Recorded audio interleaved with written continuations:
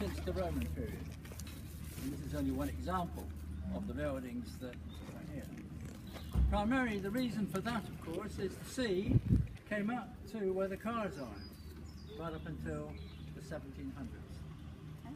So bear that in mind as and when we talk about it. The sea came up to that point there, and the whole of this area was covered in trees. It was the largest forest in the UK. Having said that, Horace Walpole called here in 1742, and he described the roads of Sussex as meandering, untidy, unkempt, overgrown and full of potholes. And of course, as you will realise, nothing has changed. So that's a bit of a theme of today, nothing has changed really. So the next thing of any note was the Normans came in here. Which year did they come in?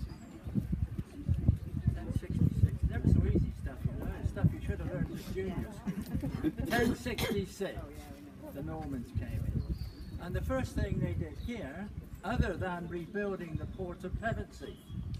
So you know what the next question is, where is the port of Pevensey?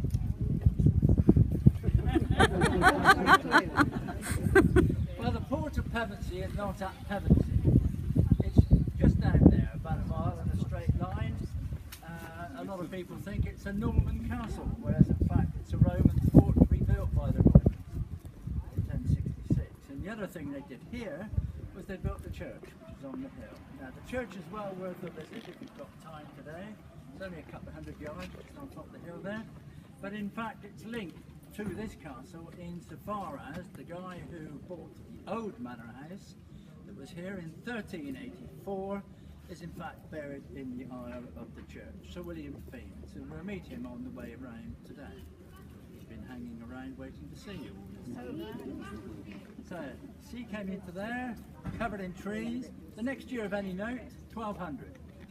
Now the Lady Idonia lived in the old manor house here, and she was known as the Lady Idonia of Hurst, H-U-R-S-T. Hurst, Anglo-Saxon for clearing in the forest. And she met and married a descendant of the French knights that's been left as a garrison over at the village of Wortley, just up over the top there. His name was a de Monceux. So here we have the lady from Hurst marrying a de Monceux. The village name therefore became Hurst de Monceux, pronounced now HearstMonceux, BBC HearstMonceux. We have a very fine example of K2 over there, a red telephone box. Elizabeth I, of course.